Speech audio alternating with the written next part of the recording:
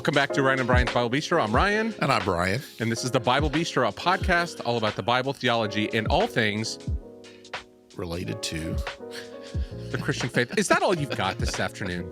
That's all I got. I'm done now. Peace out. He's out.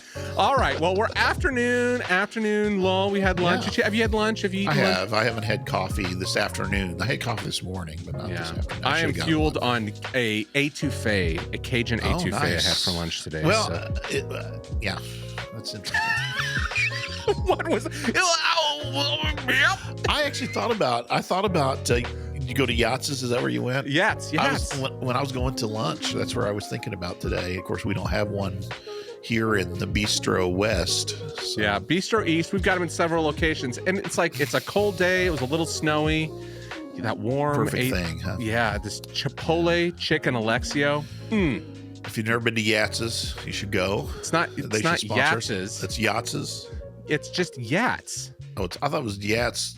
It's Y-A-T-Z, right? Z? No, it's an S. Oh, is it? Are you sure? Yes. Okay. I live in the town in which it originates. I eat it frequently. All right. It's Yats. All right. Anyway, so we've Yatz's.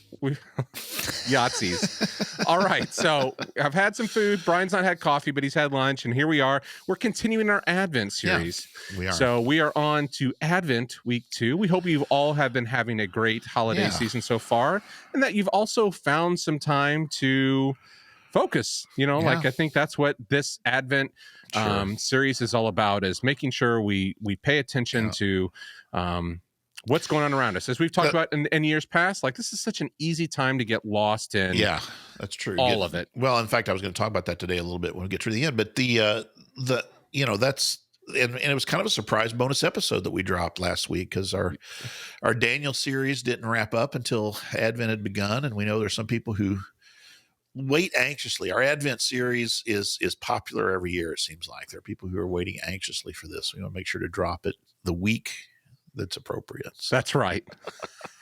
That's right. So this week is the second week of Advent. Traditionally, when we talk about peace, the lectionary reading out of Isaiah is Isaiah chapter 40. I thought we'd look at that.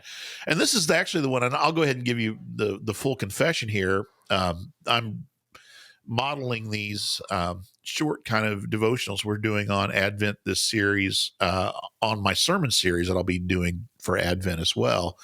Obviously, the sermon will be a little bit different focus and a little bit different presentation, but similar kind of idea.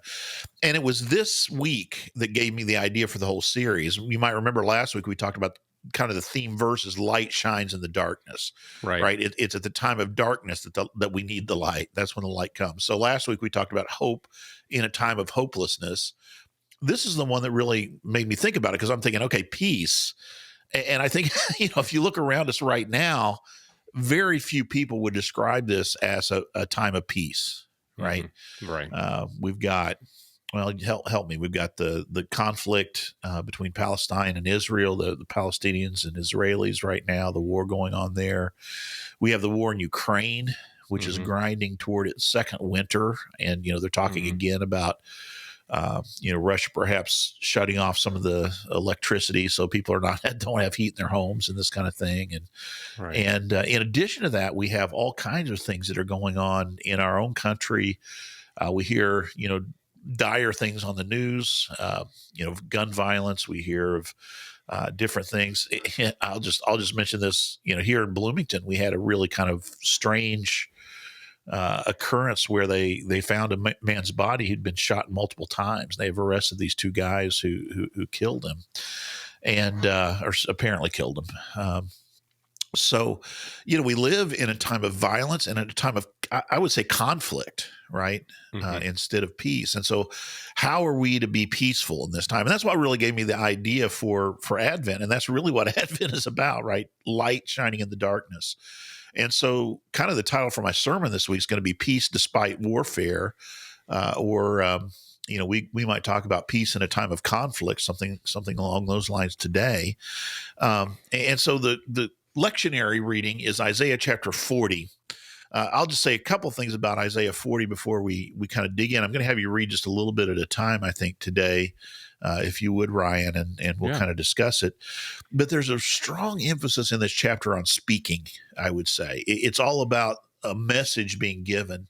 And what I want you to notice as you read is listen for this idea of the voice. There are at least three different, some people would say four different voices that we find in this chapter as a whole, an emphasis on speaking throughout this entire thing. So the emphasis here is on the message of peace that's being given. The other thing I'll just mention to notice in this, and this is a little bit different than we find elsewhere in Isaiah, is in Isaiah chapter 40, the whole chapter is full of present tense verbs. And you'll see this even in the beginning where it says, God says. A lot of times it's, God has said something to that effect, but this is God says. And throughout, it's present tense verbs, which is an emphasis probably upon the urgency of the message, that it's important that this be gotten across. But also, I think it says something about that we're living in this immediacy of God's message to us. So there's present tense, not past, not future, even though we do see this fulfilled in the future. And there are times that present tense verbs point us toward the future. But this is what I want you to notice then as we read. So just read the first couple of verses here, if you would, first of all, Ryan, Isaiah chapter 40. Yep, this is the NIV. Comfort my people, says your God. Speak tenderly to Jerusalem and proclaim to her that her hard service has been completed, that her sin has been paid for, that she has received from the Lord's hand double for all her sins. Okay, so here's this idea. It says your God, right? This is the message that's being given. Who's he telling to give this message? It doesn't really specify. There are some who would say this is kind of the divine court where God has these angels and these supernatural beings around him doing his bidding, and he's saying to them, here's the message that I want you to take to my people. And so it says, speak tenderly. He's in whatever way giving this command. And by the way, it is all these commands here, comfort and speak, are all in the plural. So it is this idea, all you all speak this, So this is why some people think this idea of the divine court, that's something we probably should pursue another time from somebody who knows something a little bit more about it. But this idea of those who are surrounding him, kind of like the image in the old days of a king surrounded by his courtiers. This is the kind of idea of God surrounded by these people these beings who do his will. So comfort my people, says your God. Speak tenderly to Jerusalem and proclaim to her. And here's what they are to proclaim. Notice that there are three in English. There are three that's here. Or in Hebrew, this is the word key. It's a kind of structure that shows these are the three things that you are to say to Jerusalem. And even at the beginning, this idea of comfort, bringing comfort, suggests that it's a time of where there's a need for comfort. And we'll see even more of this when we look at these three statements. So the first one is that her, and you're reading the NIV, hard service. We talked about this a little bit before the episode. I had you do some research on this because I'd noticed this in preparing for today's devotional here. Hard service there is a word, tzabah, I believe is the Hebrew word, but it often has, when you looked at it, what did you find, Ryan? What did it often have? Well, it often had like kind of a militaristic. Okay. So some of the definitions are like military service, campaign, warfare, like right. Those kind of connotations to it. But it's interesting. This is where I'm always saying, people say, well, what's the best translation? And I always say none of them are perfect, right?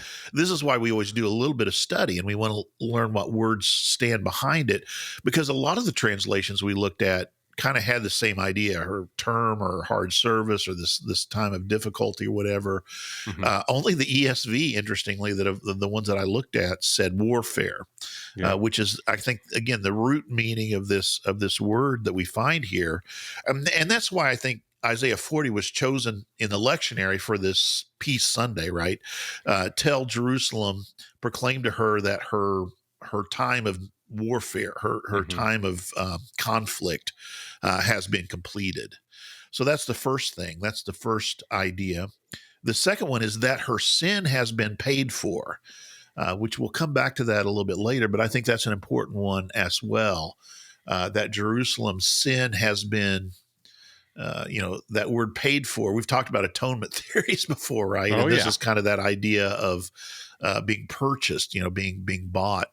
And then finally, so see the three that's there, that she has received from Yahweh's hand, from the Lord's hand, double for all her sins, which seems like a kind of a strange phrase. That double for all sins probably goes back to Deuteronomy, where it talks about when you have wronged someone, you are required to pay back double then. Mm-hmm. So here we're talking about Israel, God's people, having been in this time. Jerusalem here is what he specifically mentions, having been in this time of conflict, probably because of their turning away from God, the sin that's now been paid for, and this idea that they have, because of their wandering from God, they have had conflict. They've had this time of difficulty. But now the message of Isaiah 40 is that time is over. And so we're moving out of that kind of time of conflict into a time of peace. That's the first kind of voice here. That's the first kind of message that we have. So then we have verses 3 through 5. And before you read this, I'll just say this is going to be a familiar passage to us, right? Right. Because why would you say, where do we see this typically, Ryan? John the Baptist reference. John the Baptist uses this passage in order to describe what he's doing. He says, "Who am I? Well, I'm the voice of the one calling in the wilderness." And so that's what we see here. He's quoting Isaiah 40 verses 3 through 5 here. So go ahead and read that for me, if you would. Yeah. A voice of one calling, "In the wilderness prepare the way for the Lord, make straight in the desert a highway for our God. Every valley shall be raised up, every mountain and hill made low. The rough ground shall become level, the rugged places a plain. And the glory of the Lord will be revealed, and all people will see it together, for the mouth of the Lord has spoken." So this idea of a voice, here's that repeated idea I said of a voice of one calling. And then again, these are all present tense verbs. It's saying, in the wilderness, prepare this way. So all these images, how would you summarize all these images? In the wilderness, prepare a way, make straight in the desert. Every valley will be raised up, every mountain and hill made low. How would you describe what's being said here? Something's coming, and it's kind of a rectifying, or it's flattening out, or we could say a smooth path of coming. Yeah. All those, wilderness, desert, valley, hill, those are all ways to describe obstacles, right?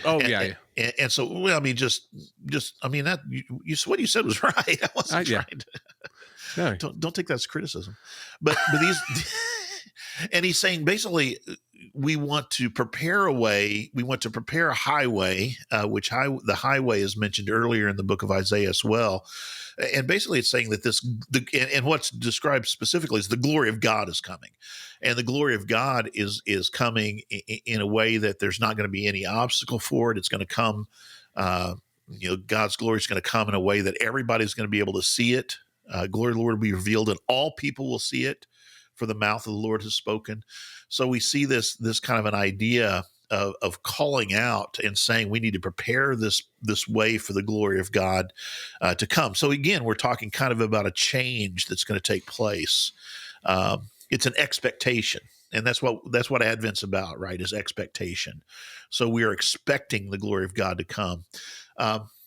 We always try to mention this every year when we talk about Advent, is that we're not only thinking about the first coming of Jesus, but we're also looking forward to that second coming, and we're recognizing that there's a way in which, when Christ returns, there's not going to be any stopping, right? There's not going to be any obstacle to his return. So John the Baptist talks about this kind of as an announcement, right? I'm announcing the coming of the Messiah, of the promised one. So then go ahead and read verses 6 through 8. Here's another voice, notice. Mm-hmm. A voice says, "Cry out." And I said, "What shall I cry? All people are like grass, and all their faithfulness is like the flowers of the field. The grass withers and the flowers fall, but because the breath of the Lord blows on them. Surely the people are grass. The grass withers and the flowers fall, but the word of our God endures forever." So this says a voice cries out, and then we have a first person response here. I said, "What shall I cry?" And so to summarize this whole thing, we're talking about human frailty. People are like grass, and their faithfulness, right? Hmm. Their ability to remain true is like flowers in the field. The grass withers, the flowers fall. So here's that idea of the frailty of humanity compared to God's faithfulness. So what I would say is this is conflict again, and what it has. And in fact, I might say this: any conflict has at its heart our inability to submit ourselves to God's will, and instead we're wanting to do what we want to do. And this is the human frailty that we see. It's a desire. Any conflict has at its heart a desire to force our will. Hmm. And I'll, that's kind of a strange thing to say, I guess, but I'll go all the way back to the garden. And, I've described this before, that we can talk about the current situation we find ourselves in the world as a series of conflicts, right? Conflict between us and God, Hmm. conflict within ourselves, conflict with one another, and conflict with the creation itself. That came about as a result of our sin, right? A sense of our desire to do to make ourselves gods, right? And to say we're the ones calling the shots rather than submitting ourselves to the will of God. So I think that's I think that's what's kind of at the comparison or the contrast that's being made here. Uh, Human frailty, right, is not going to result in any kind of faithfulness. It's gonna fade.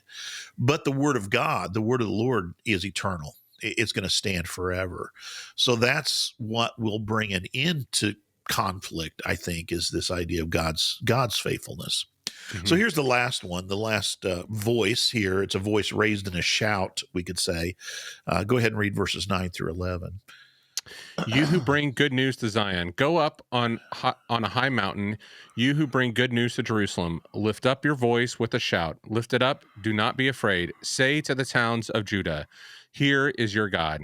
See, the sovereign Lord comes with power, and he rules with a mighty arm. See, his reward is with him, and his recompense accompanies him. How long you want to go here?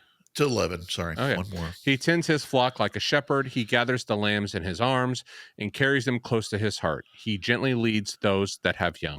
Really neat picture here. So notice the emphasis at the beginning on good news, and we'll talk about this even more next week as well. The chapter we're going to look at next week begins with this idea of proclaiming good news.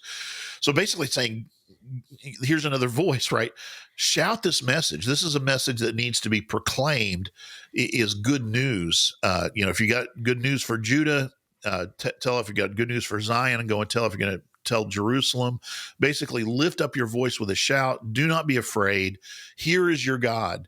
So again, if we think about that kind of an idea, prepare the highway, prepare for the coming of your Lord, the glory of God, and now here is your God. This is kind of the fulfillment or the proclamation of this. So this is to proclaim that the sovereign Lord has come, and he's brought the good things with him. He's shepherding us, is one of the images that we have here, like a flock. So here's kind of the upshot. Here's kind of the takeaway that I was planning for us. It's when we think about peace, especially in this season, we kind of have to define what we mean and what we're talking about, especially if we're talking about peace in a time of conflict, right? Yeah. Paul says in Ephesians 2, and we'll look at this a little bit later, not look at it right now, but Paul says in Ephesians chapter 2 that Christ himself is our peace, that he is the one, not even that he brings peace, but that he is our peace. And I think there's a very real way in which that's the case. You mentioned this earlier, that the irony of this season is at a time where we talk about peace, and peacefulness, often it's one of the craziest times of the year. And so what do we mean when we're talking about peace? What does this kind of peace look like? And I want to say three things, and it kind of goes back to what I said about the brokenness we experience because of the fall. The first peace we have is with God through Christ. So back up at the beginning of this whole chapter, you'll remember that the first message is give comfort to Jerusalem because her sins have been paid for. And, she has received twice, she's paid her dues, right? The sins Mm-hmm. have been covered. And so in Christ, we have peace with God. That's the fancy word we use for that is reconciliation. We've been reconciled to God through Christ.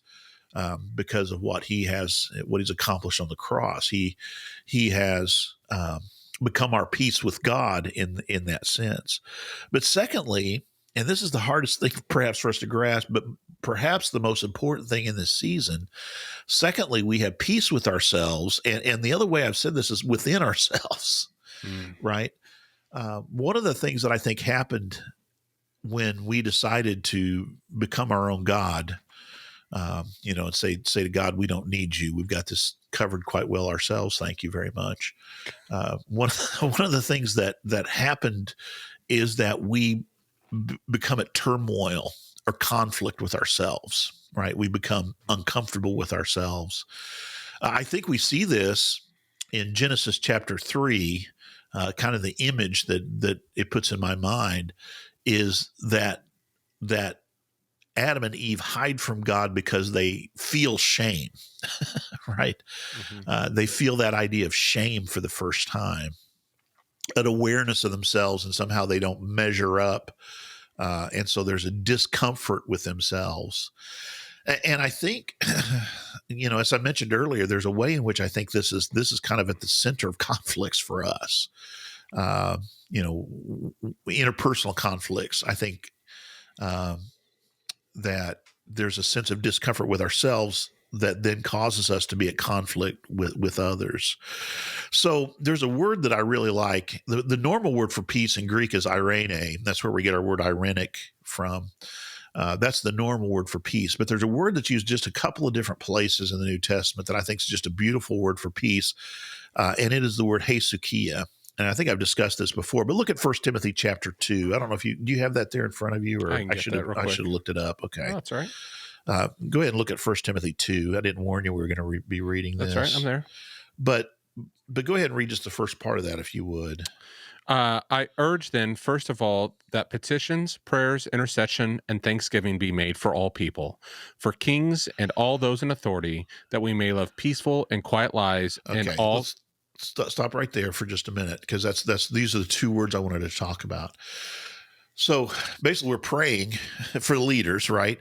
But the reason we're praying is so that we can lead, and the way Paul describes it here is peaceful, and that's from the word. That's the adverb from irene. That's what he describes their adjective. What's that? Yeah, that's the adjective, Mhm. and then we have hesukia.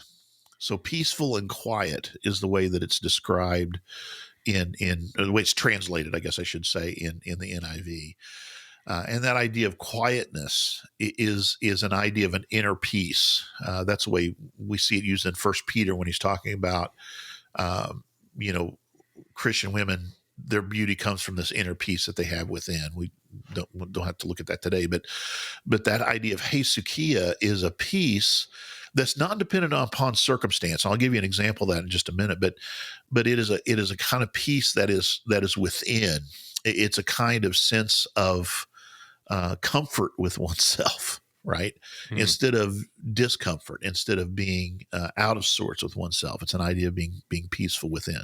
Go ahead and read this again. That we lead peaceful and quiet lives in all godliness. And holiness. Holiness, sorry, because This is good and pleases God our Savior, who wants all people to be saved and to come to a knowledge of the truth. So the reason we pray for this peaceful situation is so that we can lead lives that allow others to come to know God, and that's kind of the end in part of this is so there's not conflict, but there's instead this idea of coming together. Was there more that I cut you off from reading? No. Okay. So it's not dependent upon peacefulness around us, I guess is what I'm trying to say. It's not dependent upon the circumstance around us, but it's a peace, as Paul says in Philippians 2, a peace that passes all understanding. That's a passage we quote a lot. There he says, rejoice in the Lord always. I say it again, rejoice. Let your gentleness be evident to all. The Lord is near. That reminds me of that whole idea, here's your God, right? announce this message, here is your God. When God is with us as a shepherd comforting us, then we can have that sense of peace. Do not be anxious about anything. And again, peace can be described as the inner peace, can be described as the opposite of anxiousness. But in every situation, by prayer and petition with thanksgiving, present your request to God, and the peace of God, which transcends all understanding, will guard your hearts and your minds in Christ Jesus. It will guard our reasoning and our feelings, I think, in a way that we're able to experience peace. So we have peace with God through Christ, and through him we have this idea that we can have a peace within ourselves that transcends even understanding.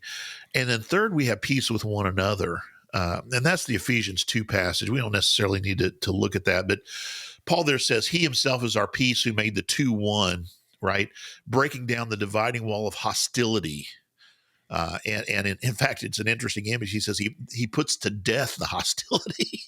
He kills the hostility that there exists between these two people. And there he's talking primarily about Jews and Gentiles, but he's talking about a vast separation, right? People who wouldn't even eat, Jews wouldn't even eat in Gentiles' houses. They had nothing to do with them, didn't want to be around them, didn't want to touch them.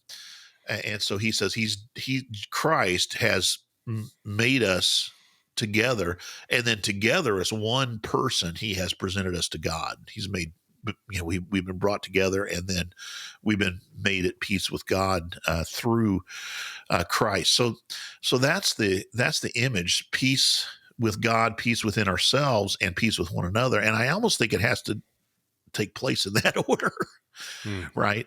Mm-hmm.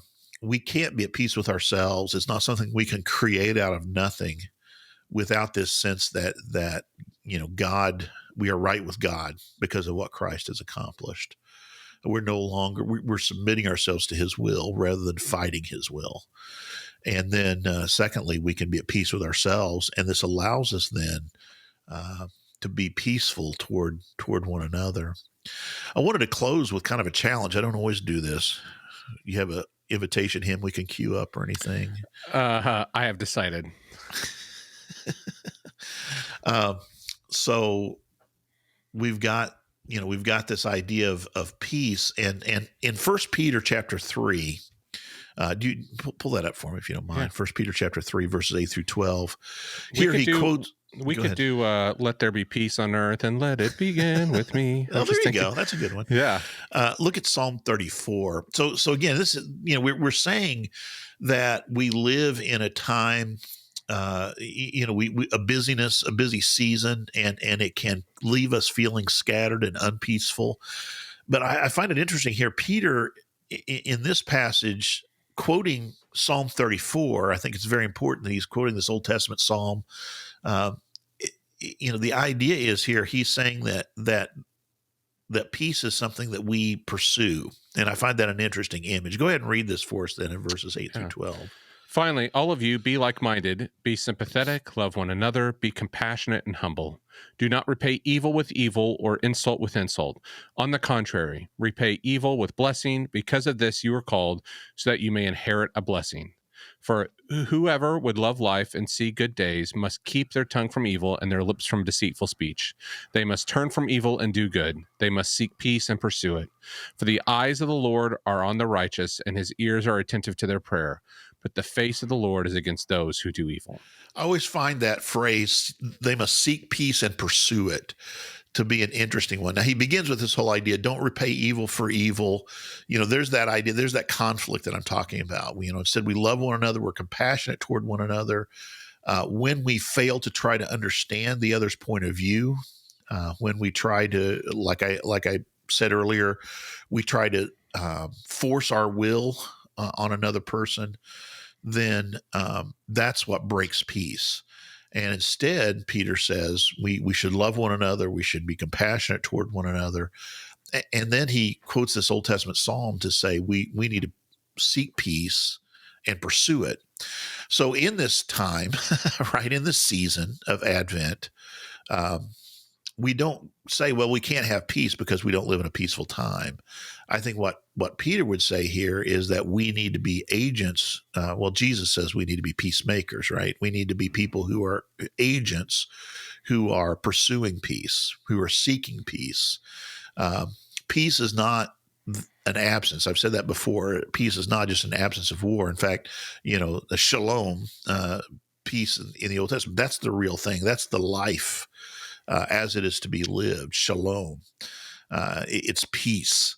And so we need to be actively pursuing that peace. It doesn't mean stillness, right? It doesn't mean that, especially you're in a different time than I am in your life. My kids are all grown and out of the house. It's awfully quiet in the mornings, and I'm sure it's not at your place. Kids are getting ready for school, and you guys are getting ready for your day. Tantrums, yeah. And then there's the kids. And so peace needs to be something that we're actively pursuing. We're trying to maintain. And again, it happens because of Christ, because he is our peace, right? It doesn't just bring us our peace. He is our peace with God, peace within ourselves, and peace with one another. He's the one who makes it possible. But then we're the ones who need to make sure we're implementing it, I guess is what I would say. Yeah. I mean, it's appropriate for Advent, it's looking ahead, right? And it harkens back to our mission. We've talked about this before, just like what is our mission as believers in this context? It's, I was looking back here at our Psalm, and you had kind of called this out, I've got in my Logos here, it highlights all the imperative words, like words as we go in Isaiah. Comfort, comfort, speak, proclaim, prepare, make straight, cry, go up, lift up with a shout, lift up, say. Wow. Like there is it's full action, of commands, and it's full of command. I mean, that's the imperative, but it's like those words, like lift it up, shout it out, that there is, and that is our role. It is not just to wait for the world to conform to the image of God. We've been given as believers a task here. Right. And so in Advent, we celebrate and we look forward. We have reason to celebrate. Peace has come, but it is not complete. There is a now and not yet. And so, we have reason to hope and to look ahead. But just as Isaiah's here is like, we've got to be participants in this action. So and we'll say even more about that next week in our Advent. So our Advent series, it's a participation piece. So, well, Brian, I think thanks so much. It's good to look at these and, see, the different ways and that we can be a part of it. Oh, look at that. If you're watching on YouTube, my computer does stuff when I wave my hands, and it gave me like a thumb up. Wait, let me see. Yeah. Oh my gosh. If you're not watching on YouTube right now, you are missing the big show. I just had fireworks across my face. It was amazing. So if you were feeling spiritual up to this point, I've just ruined it. I'm sorry, but here we are. Great things on YouTube. But this is a great reminder that we have reason to celebrate. We have reason to. Advent is the anticipation, a completeness of peace. But until that completeness of time, that we are participants and ourselves, looking at ourselves and those around us and in the world to bring God's peace. Well, Brian, thanks so much. Thank you. I look forward to next week as we continue on an Advent and looking at at what we have ahead and what has come. So thanks so much, Brian. I appreciate it. All right. Good to see you. Bye-bye. Bye.